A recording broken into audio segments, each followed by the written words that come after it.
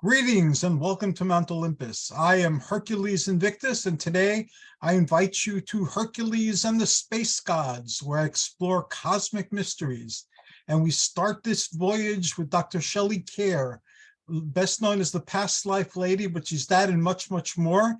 She's a pioneer in combining energy work with hypnosis to take us to places deep within or through into the past. And now with this new book, she takes us to other planets and ancient times. Greetings and welcome, Shelley. How are you? I'm doing great, Hercules. It's such a joy to be with you on your show. The same here. And I'm excited about all your voyages and your sharing of them. I have a special shelf devoted to your writings in my library. And I'm really excited by this new book. What inspired you to write it? I really think it's always the book that I have always wanted to write. It's got everything, hopefully, that readers and journeyers would like. The ancient lands, other worlds, just about every place you can travel on a past life regression is included here. It seems so, and I'm excited about visiting ancient lands. Your last, one of your most recent works on healing your ancestors, that was a very intense voyage that didn't take me anywhere I thought it would take me, but it took me to places that were uncomfortable to look at and deal with. But afterwards, I was very thankful for the journey. I learned that far from being an apple that fell very far from the tree, I was actually an apple that fell right next to the tree, and that all my beliefs about transcending my conditioning were not true. That I hadn't transcended very much of my conditioning at all, and that again, I fell not far from the tree. I relied on this conditioning to navigate through life so far, and it allowed me to let go of a lot of baggage from the past. So again, it was a wonderful voyage. Wow, I just really commend you for taking that voyage. This journey of ancestral healing that was in this book you mentioned, Heal Your Ancestors to Heal Your Life, it is really a lot more emotional for everybody who goes through that than past life journeys are, for the most part. And yeah, it is pretty disturbing. I've had those kinds of epiphanies myself when I'm going, oh my gosh, apparently I am just like my grandmother. This isn't just somebody saying that to me, it's actually real. And then it is a very strange epiphany to realize that. And then to know that we can, send love and light to those ancestors, and we can really do some healing on that. But it's a very courageous journey that one embarks on. So I do definitely commend you, because I know you really dived into that one, and it is not an easy journey, but it is, I know for myself anyway, and I think you agree that it's worthwhile once you're done with it. Yes, it was bumpy, and again, not easy to look at sometimes, but I'm very grateful for it. And you see how the conditioning is what kept your family alive as it moved through time. So even though it may seem dysfunctional in places, it did keep your family intact and alive and moving on to produce you in this lifetime. So it's very, very important. Some of the confusing period afterwards was, what about all my memories of past lives outside my family? Those are very clear and very distinct and not very much part of my ancestral journey. And I'm starting to lean toward the thought that the ancient Egyptians certainly had, and other ancient people, there were composite souls in some way. So parts of us is involved with the family that produced us and the cultures that produced us, and part of us isn't. And I haven't reconciled yet how they work together, but they must, because my other non-Greek journeys that I remember are important to me and made a lot of sense out of my life and gave me a lot of useful lessons as well. Wow, it's such a good point. I mean, there is some weird mix of how all of this interplays in each one of our lives. And, for most of the 20 plus years that I've been doing past life regressions, the ancestral healing journey, which I call a genealogical regression to heal ancestors, that was something that I did very infrequently. I created the process in the early 2000s, and it really wasn't anything people thought about. It was not on anybody's radar screen. And so most of these years that I've been doing this professionally, I really believed that most of the challenges that we're facing in life are coming from influences from our past lives and from lessons that we've signed up to learn in our current lifetime. And it's only been just in the last few years, and particularly since that Heal Your Ancestors came out, which was in 2021. That's when the ancestral healing craze just really is exploding around the world. It's not just the Eastern cultures now anymore. It's coming into the Western world. And I taught a 7-week-long course with the Shift Network about that. And there were so many of the students and now readers who have read this book that are telling me that they feel in their soul that one of the reasons why their creator put them here in this lifetime at this particular moment in history is to specifically heal their ancestors, and that that's really more of a part of their mission really than anything else. And I think that as the consciousness begins to shift around to any new ideas, past life regression is so much more accepted than it used to be. And now ancestral healing is starting to make this real shift and dent in the consciousness. So it's all very powerful work either way, but definitely it makes you think, oh my gosh, like you said earlier, I thought I was getting some resolution, and now I realize here's another whole stack of new assignments that still has to be completed here. So it seems that we have a lot to work on, and I certainly don't know how they all intermix with each other, but I think it's all part of our collected, strange, entangled soul purposes that we all sign up for here in this wacky place called Earth. And I tend to agree with you. I know that I don't know, although at times I think I know. I think I know, or I think I know better than I knew before, and then something comes along to tell me that no, you haven't quite grasped the picture. There are pieces missing. But again, that's the joy of life, that exploration, that journey, and it's nice to know that there is a system in place, even though we don't firmly grasp what that system happens to be. And I want to thank you for allowing us to catch glimpses of it and to experience it in some way, because it really does contribute a lot to the experience of life. Well, thanks. I think you're so right. Like the more I write and look into this, I'm really looking into this because I'm asking these questions initially for myself. And like you, I'm sitting here going, oh my gosh, I realize now that I really don't know anything. And even the idea of doing past life regressions and things, I think it's a process. Of course, we've made it up. Or I could say the same about this other ancestral healing process. But the thing is, I don't really think we can understand the mind of our creator. So we sit here like looking through a blurry window, trying to figure everything out. And I think when we ascend, obviously, we'll have all those answers presented to us. But the journey continues. It's exciting to have these kinds of conversations. And I just love your shows always. I mean, you just hold such a great space for being able to even explore this stuff. I mean, think about our ancestors, Hercules. They didn't get a chance to sit around. They were worried about, what was coming to get them. And you made a good point earlier. I mean, I really believe most people, and we can certainly extend that to our ancestors, are pretty much doing the best they can with the circumstances that they have. Is it really ideal? Maybe not always, but they're just doing what they have to do to live and to survive. And I think on our own way, we're all doing that still to this present day. I believe that as well. And one thing I learned through the ancestor journey was that you can't escape the stories of your family. Your family has certain stories and casts you in the stories, or casts other family members in the stories. So even if you want nothing to do with the stories, so you keep away, you wind up getting cast as a character in these tales that move through time, and that are attached to the family. And that was unwelcome when it was happening. But again, I saw that this is just part of the process. This is just what's unfolding, and just accept it. You become part of a story, and some you're a hero and some you're a villain. that's just how it has to be.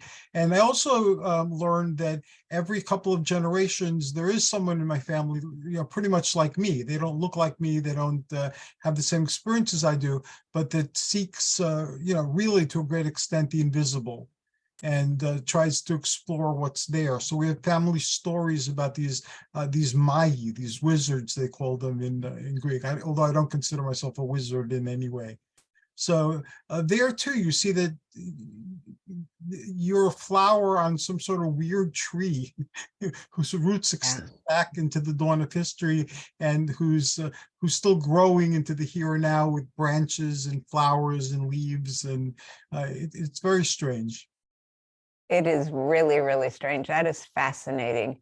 I've got a book coming out in December that was quite a project called The Goddess Discovered, Exploring the Divine Feminine Around the World. And this has got over 500 deities in it. And so going on that journey, trying to put that together was unbelievable. And, you know, when you talk about that tree, then we get into, okay, not even our past lives, our ancestral tree, but then that further tree of humanity.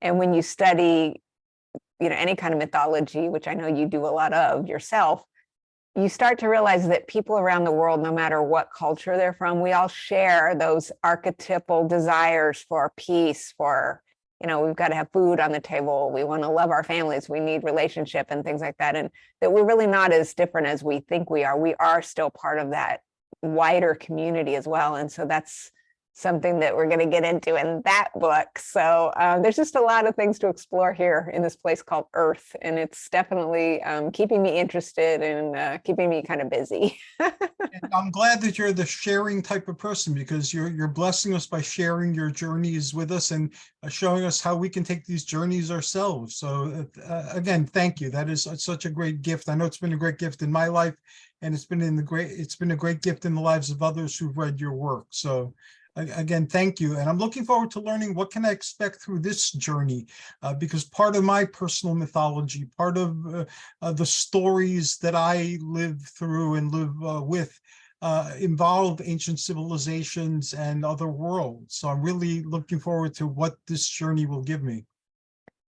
Yeah, it's really interesting. I am getting ready to release the 20th anniversary edition, which is hard to believe, of my first book on past lives called Lifestream.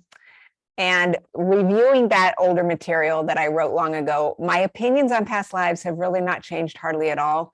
But that book definitely reflects, when I look at the case studies in there, something that has been very consistent over most of my career, which is that most people, when they go into past experiences, they might go back a couple hundred years or a few hundred years, but they don't always go back into these ancient lands. And so when they do, that's really what this new book, Past Lives in Ancient Lands, is getting into. We're diving into the people who did go further back.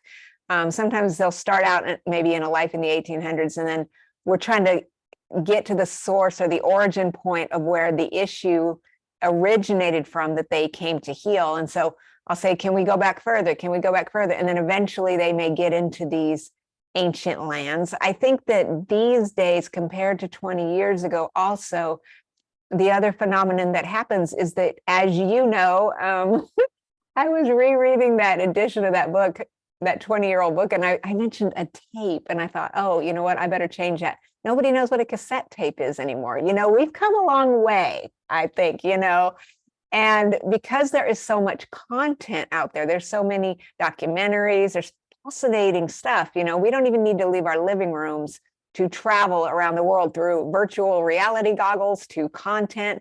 And so the more that we are exposed to seeing, like they've got new documentaries on Mesopotamia and, you know, Persepolis and places that we didn't really have a lot of access to before. We can look at it on the Discovery Channel now. So when we see these things, it makes a mark on the consciousness that then enables us then to say, oh, you know what, that feels familiar to me. I'm going back that far instead of just staying in the last few hundred years.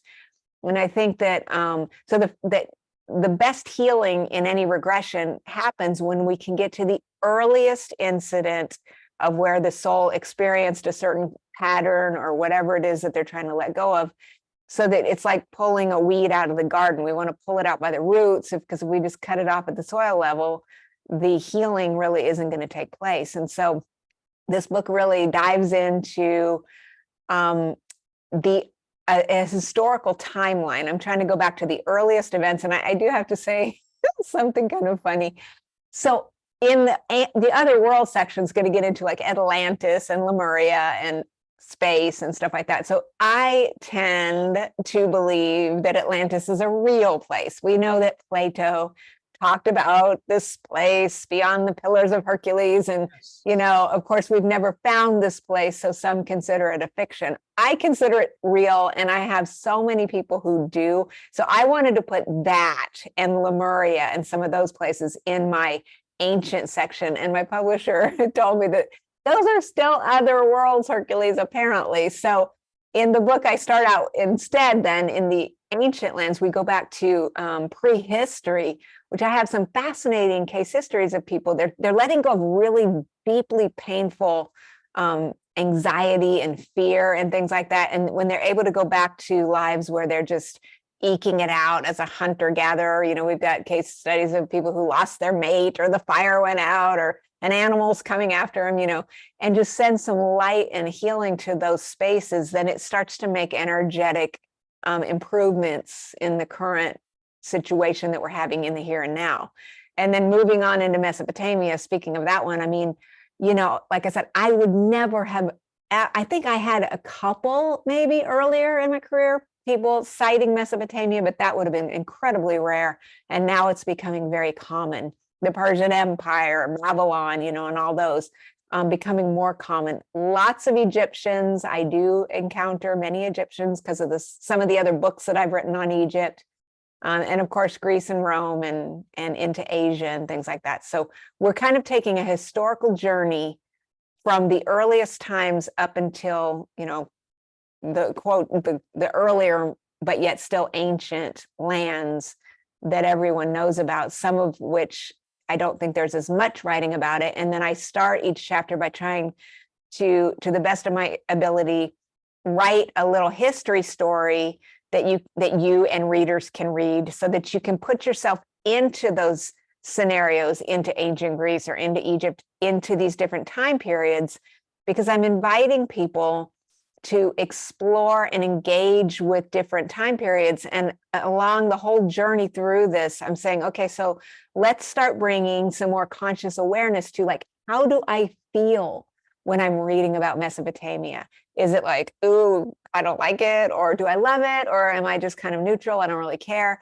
And just taking that journey through all these different periods. So by the time we get to the end of the book, you can use your own discernment to decide, hey, I want to go find out more about why Mesopotamia didn't feel that good to me, or why this one, or why I loved ancient Greece, or, whatever it is. Because I think that we receive input from our higher selves and our souls all the time as to where have we lived in the past and what are our journeys, which are really, as you know, like themes of a good book. We're experiencing sometimes similar patterns of behavior and similar themes over the course of time. And so by allowing ourselves to hopefully at least be entertained and maybe even be like curious about certain areas, we can start to uncover the secrets that, again, we may never know, but it's certainly fun, to give it our best shot and try to do that. Oh, that is an exciting journey, and I'm looking forward to experiencing it as you presented.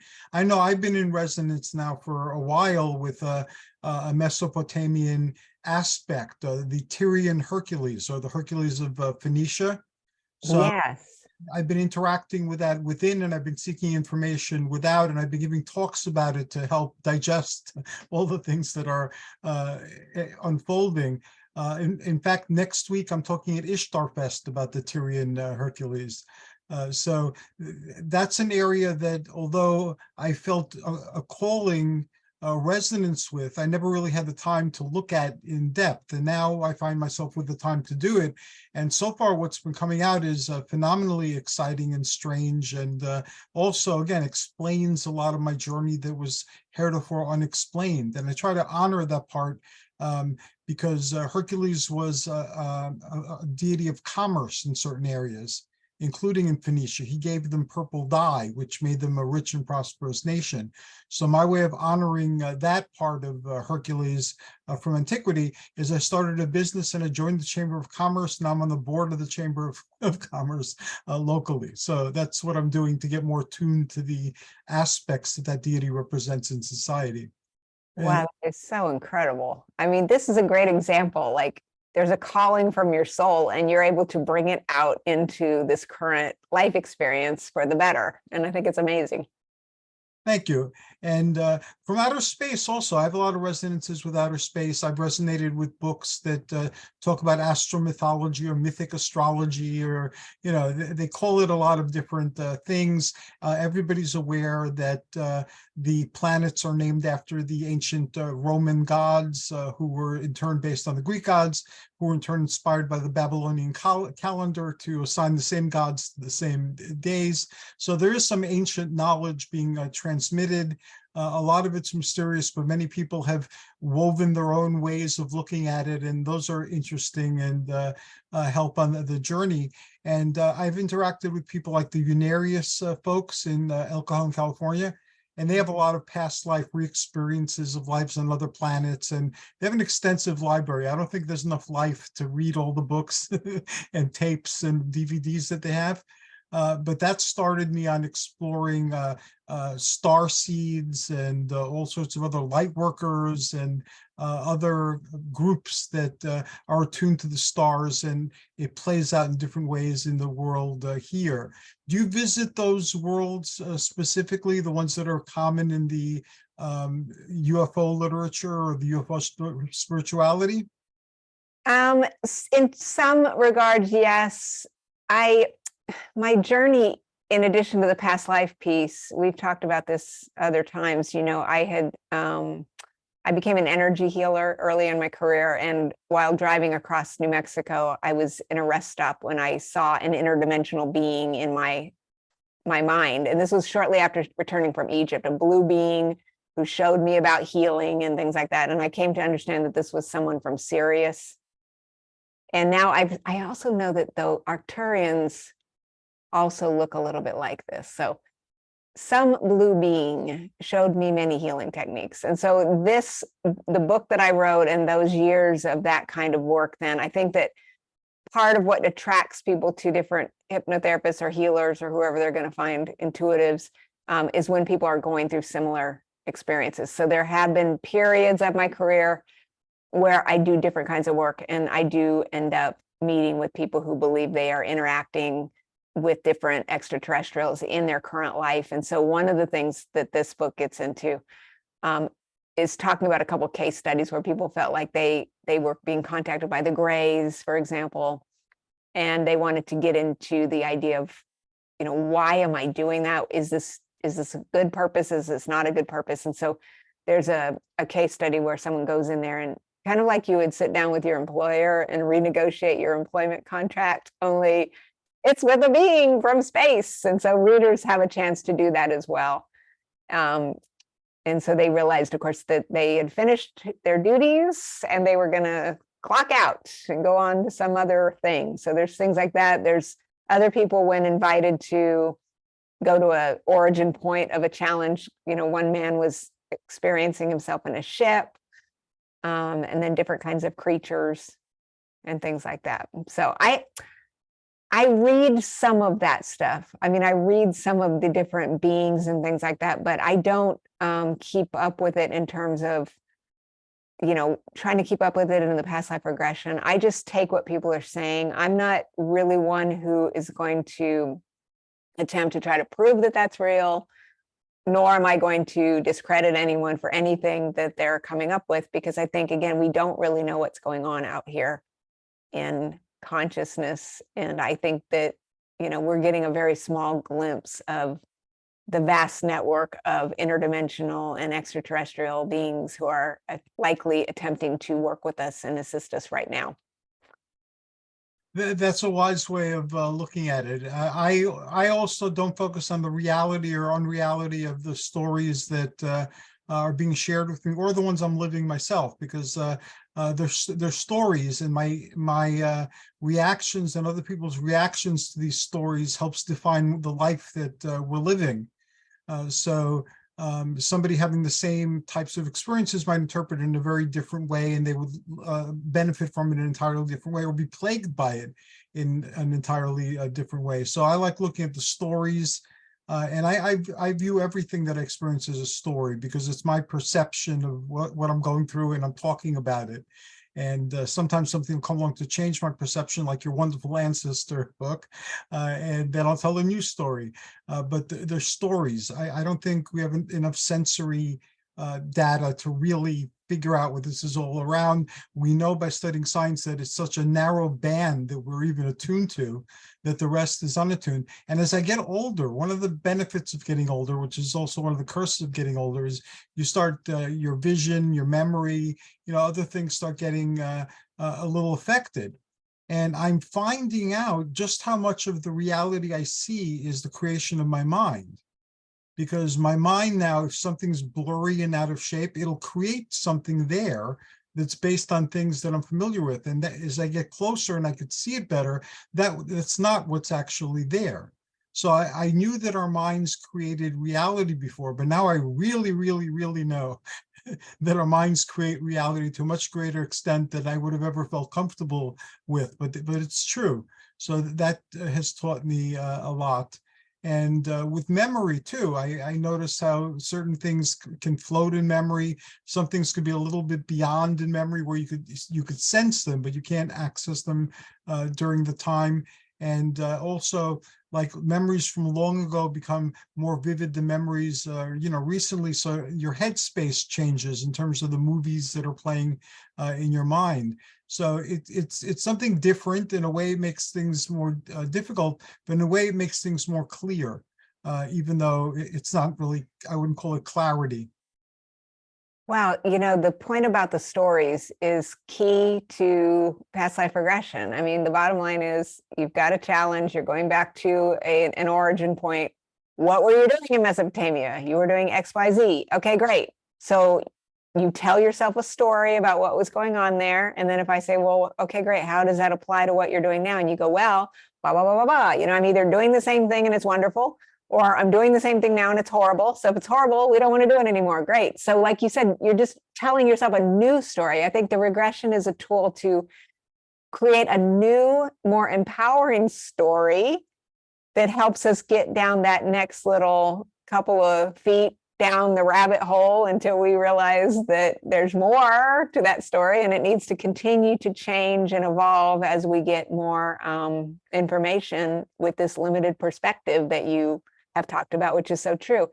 And people have asked me, like, why don't you want to go try to prove that this client really was so and so, and I think you see a lot of that kind of research with the people who regress children, because they can sometimes have a child tell their parent, about people that they knew together, details about cities and places that they could not possibly know about otherwise. That is worth pursuing. But in my own work, the one place where proof, and I still put, parentheses around that, but the ancestral healing work has a lot more potential to provide tangible, provable results, because we could go on ancestry.com. And this did happen to one of my students who took that long class. She was in the trance state and heard a name in her head and was cognizant, enough to come out, write it down. And then she went out and researched that, never heard of this before, but found out that actually was an ancestor.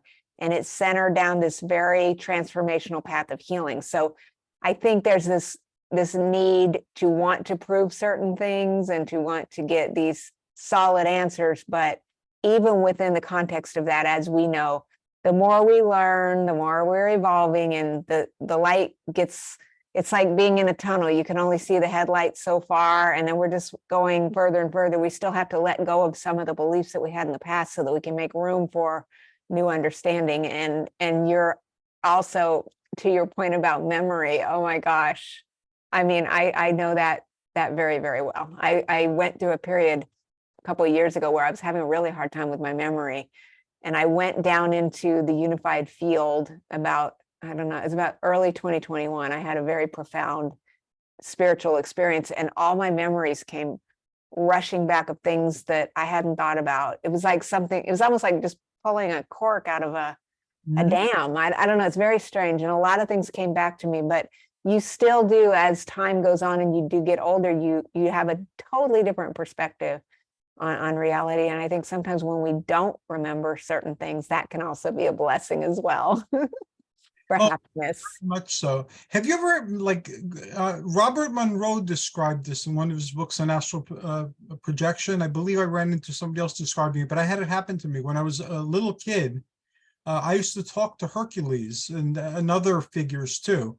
One of the figures, George, turned out to be George Wayner, who was a friend of Talbot Mundy, and he wrote a book, The Curious Life.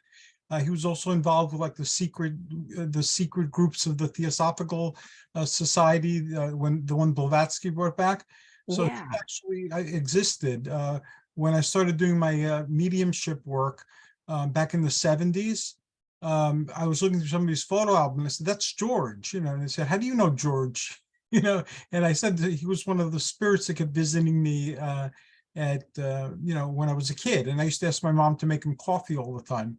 And of course, they played along with it because I was a little kid at the time. They got more disturbed as I grew older, and these types of visitations didn't stop, but that's another story.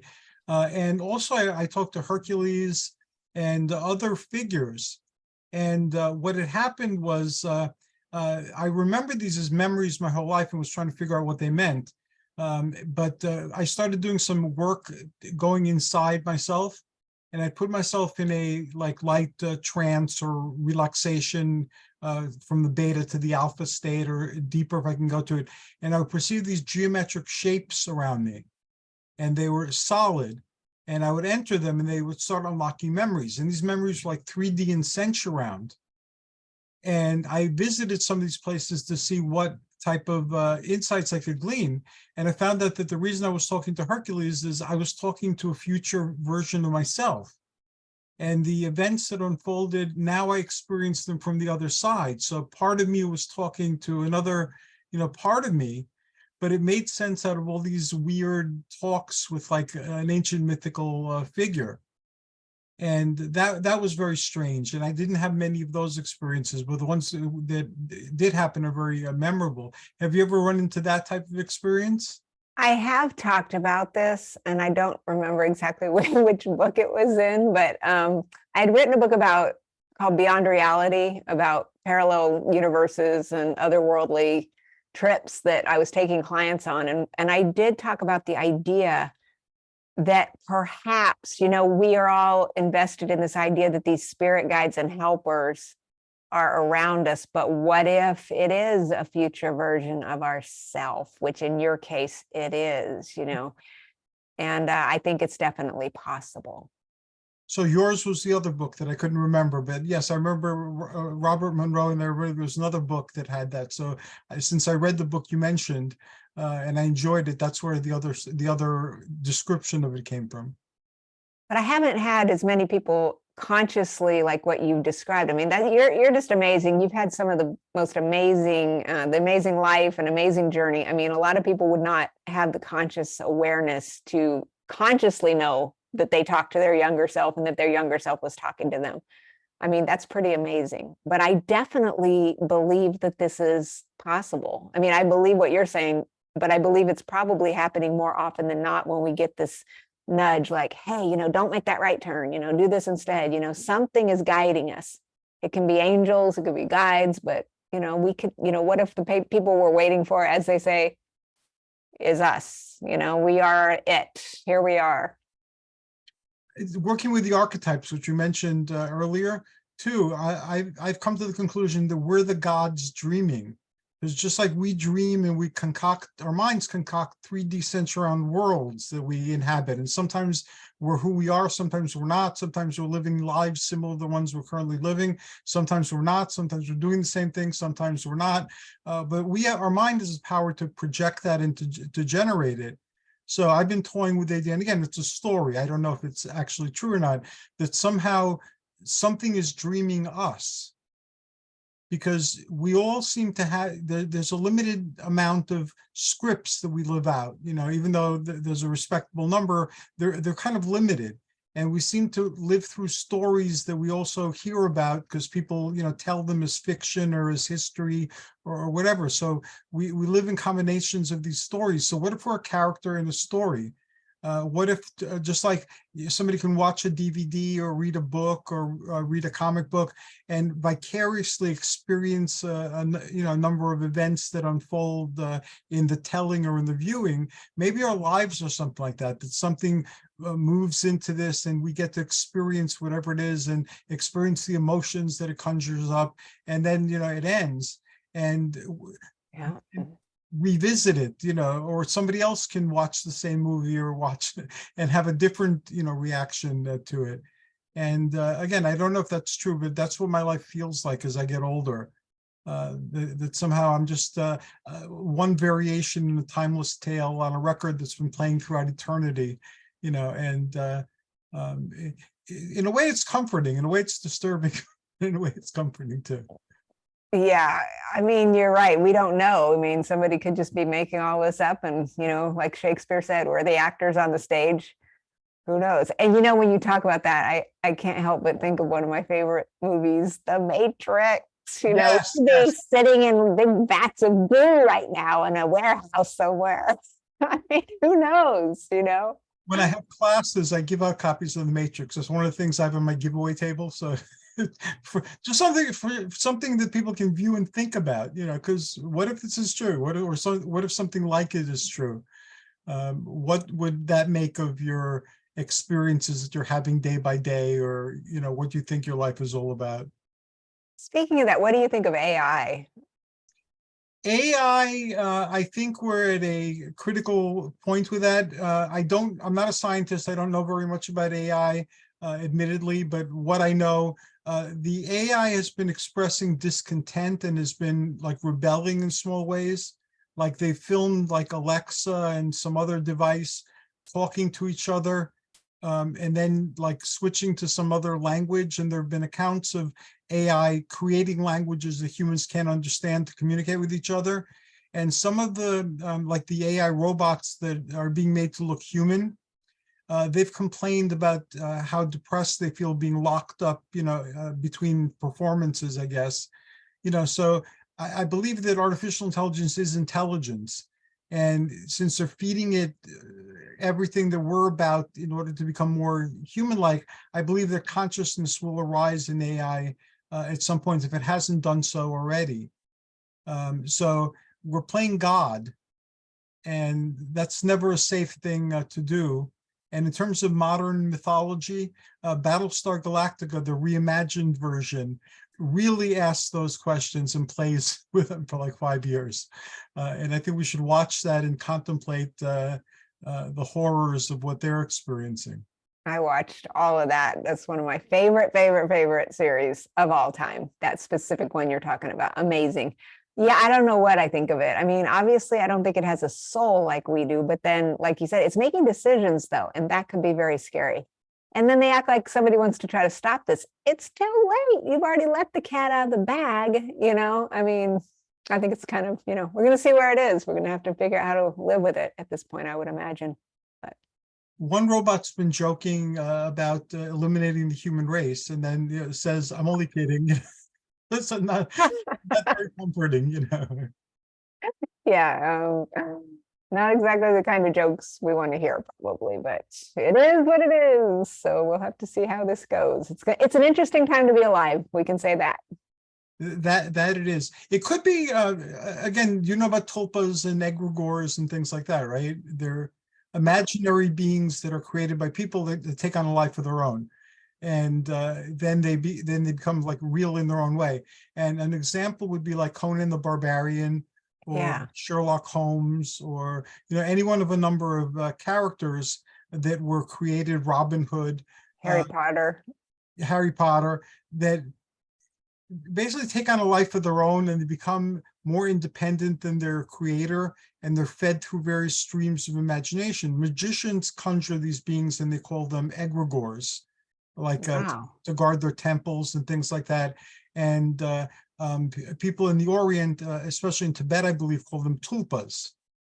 And they'll create like tulpa monks to do something. Both the magicians and the Tibetans tell you have to dissolve them after their task is done, because if they're allowed to exist, they'll develop as entities, certain type of entity with their own agenda, with their own will, and so forth. And I believe that a lot of what we are experiencing in terms of guides, if they're not creations of our own minds, they could be creations of someone else's mind. Conan, Robert E. Howard, who invented Conan or created Conan, he was having a dry spell as a writer.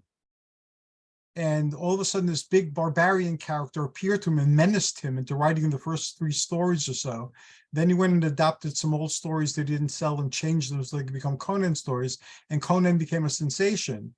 But he was threatened by Conan and told to write the stories. So Conan pre-existed his own literary version, and then established himself in this world as an independent thing. Few people remember Robert E. Howard, but pretty much everybody knows who Conan is. If you ask, even if they don't like that type of story. So I believe that that's going on too, that something could have been a creation of our minds, and it takes on a life of its own, and then it is what it is. And is it real? Is it not real? It has an intelligence, it has a way of expressing itself, but is that real? How do you tell? I think it's hard to tell. That is so interesting. I mean, because you think about like the collective unconscious or archetypes in general are things that we all know about, but then in this case, characters, when they become sensations, then we all know about them. So they just join the bucket of all the other archetypes that are available to us. I mean, that is really interesting. And yeah, they really do take on a life of their own. I mean, I used to watch, Young and the Restless when I was a kid. I mean, Victor and Nikki were real to me. I mean, I don't know, you grew up with that. You talk about them like they're your neighbors or something, even though it sounds crazy, but I think there's a lot of that going on. And I think at this time in our evolutionary or de-evolutionary, whatever you want to call it, history of all this content that's in our face all the time, it's a very strange time because everyone is able now to use their little headphones and their little devices to go engage with whatever kind of fictional characters or content that they like. And you don't really know what your neighbor's really into because you can't really see into their little phone. So we're all kind of, once you dive down in those fictional worlds with these characters like Conan the Barbarian or whoever it is, you're kind of off on a different time warp in some sense, don't you think? Yeah, I think so. And we build worlds around these characters. People can enter these worlds by video games now. People can play role-playing games like Dungeons and Dragons and enter these worlds. So it's becoming easier and easier. You don't have to read a book. The book will expand your experience of the world, but it's not necessarily the only portal anymore. The same with comic books and other things. You can enter the world in a lot of different ways. And I know from running role-playing games over the years that people's characters become real. So even though it's an imaginary character doing imaginary things in an imaginary world, people become concerned about their character between the adventure sessions. So they'll try to get their character into the best hotel or inn, make sure the character has enough to eat and things. And again, this is an imaginary character, but because they're so invested, they'll make sure the character is okay. They get upset if something happens to their character and the character is injured or dies. And it's really interesting to watch. I've also noticed, psychologically speaking, that people become either ideal self or shadow. So they'll create a character that's like they want to actually be. If they could be any way they wanted to be, or they fantasize about being, that's what they would create. Or if there's something that they wouldn't dare do in waking life, like be a temple prostitute or a thief or an assassin or something dark, like that, they'll create a character so that they will experience it through the adventure, because the adventure, although it shares with reality in very many ways and becomes more real over time, is still something that they could shrug off as an entertainment. But it's something very powerful, and with all the windows we have into it, it can be made even more powerful. Wow, that's so much to unpack there. I mean, the idea of virtual reality, like you said, I mean, and the ability to step into these other dimensional worlds is very powerful.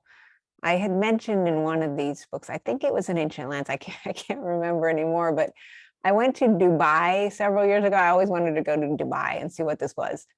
And I went over there, but before I left, I put on some virtual reality goggles, and the goggles showed like this one very central interchange with the freeway. And so when I actually showed up there in real life, I experienced that moment. I just went, oh my gosh, as if it was a memory rather than a first time event. And so then that's when I really had, but a small taste of exactly what you're talking about, that these places are really real, and the mind doesn't really discriminate or discern the difference between this area that you and I are in right now having this conversation versus something that we do in our virtual reality goggles. I think that's very strange. And I have to wonder, though, if all this not being present here is part of the reason that's causing this epidemic of, depression and anxiety among people.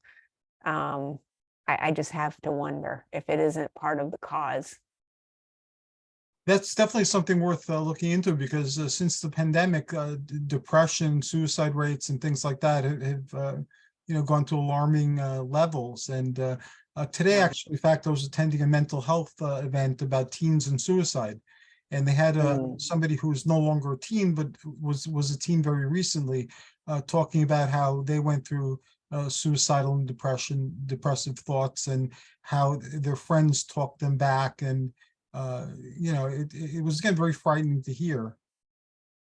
Yeah, it's becoming such an epidemic. I think the pandemic certainly didn't help any, obviously. And I think forcing people to be in and all the things, forcing us to slow down and consider our reality is good to a point. But for so many people, like especially the young people, I think it was really, really devastating. And so hopefully programs like the one you're involved in, can help us turn that around for people. Yeah, I hope so too, because we need to do something about it. We can't just ignore it. And the young man giving the presentation today, talked a lot about how being forced to stay at home, it got rid of all the distractions. It kept his mind off his inner states. And with all those distractions gone, the inner states started coming out more and more, and he became more aware of how he actually felt, as opposed to how he felt he should feel. And that led to, suicidal thoughts. He started feeling worthless. He started feeling like a disappointment. Whereas before the pandemic, although he occasionally had thoughts like that, he was able to focus on sports and partying and all sorts of things that distracted him and kept these thoughts at bay. And without the distractions, the thoughts were amplified, and he was able to receive them more, and they were able to affect his life more. Yeah, my heart just breaks for the younger people, because, as we get older, for myself anyway, I go, oh, I remember thinking during the pandemic, thank God I'm not 20 years old right now, because you're just at a totally different space in your life. You don't realize that you can hit rock bottom and come back. You know what I mean? And like you said, you're just locked up in your house. It was just very severe. And I could see where that would feel very hopeless if you didn't have the life experience to demonstrate to you tangibly that things are going to work out eventually. Things will change for the better, and to hang in there. So I'm just really glad to hear that so much energy is now being put towards trying to help people with those issues. And it was a life changer for everybody. And I'm pleased that you're writing your books, because your books allow people to experience their inner world in a direct and positive way. And rather than burying the messages, to listen to the messages. And often, as when working with spirit guides, the messages are positive and constructive, and lead to doing something positive and constructive in your own life. So by not demonizing the voices, by not damming them up through distraction, you allow them a chance to express themselves and integrate with your experience as it unfolds. And I found in my experimentation, and by listening to the stories of others, that these guides can take on any form that you'll listen to. So if they're dead family members, they're dead family members. If they're from Pluto or from the Pleiades, they're from Pluto or from the Pleiades. If you're into mythology like I am, they tend to take the form of mythological beings. And I know that each time I've explored something different within a very short period of time, both the guide type of experiences and my dreams just mold themselves to accommodate whatever I'm thinking in terms of, to make communication easier. So we all have that inside of us. So it doesn't matter which way you're starting. I don't believe so, because you will, if you listen to your dreams and if you listen to your thoughts during meditation, you will get this information that's meant to guide you through life. You know, and the reason we have this programming is to get us through life, at least enough to reproduce and raise a family and do those type of things to keep the family line going. We might just be the vehicles for microscopic beings who generate us and limit our senses so they can weave stories that we pass through. Who knows? That's an interesting way of looking at it as well. Wow, this sounds like content for the Sci-Fi Channel, man. I love it. I love it. Yeah, we don't know. I think we really don't know what's going on around here. I think like we've talked about earlier, the more we know we don't know. So to be at that level, I think is a good thing. And just see where this wild and wacky journey takes us in the future. It'll be interesting to see. And it's fun not to know. That's a great point. Like everybody acts like they want somebody to tell them exactly what they're supposed to do, how it's all going to unfold, but we would be bored out of our minds if we knew that. We've got to be interested and alert and open to possibilities, I think. I think so too. Part of the problem I have with organized religions' views of heavens is I wouldn't be able to focus on anything longer than a couple of minutes. So one of the heavens that were presented to me where you're on your knees all the time praising the divine, saying hallelujah, hallelujah, hallelujah. I can't imagine doing that for a minute without having my attention wander elsewhere, my not wanting to do that, but my wanting to do something else. So for me, that would be a heaven to avoid. The very fact that each moment offers you endless options and possibilities, and that if you don't like the story that you're living, you have the power to change the story. And if you change the story and how you perceive it, it'll change your experiences of what's going on. And yeah, it won't make your life any easier, but it could certainly make it more pleasant and more interesting.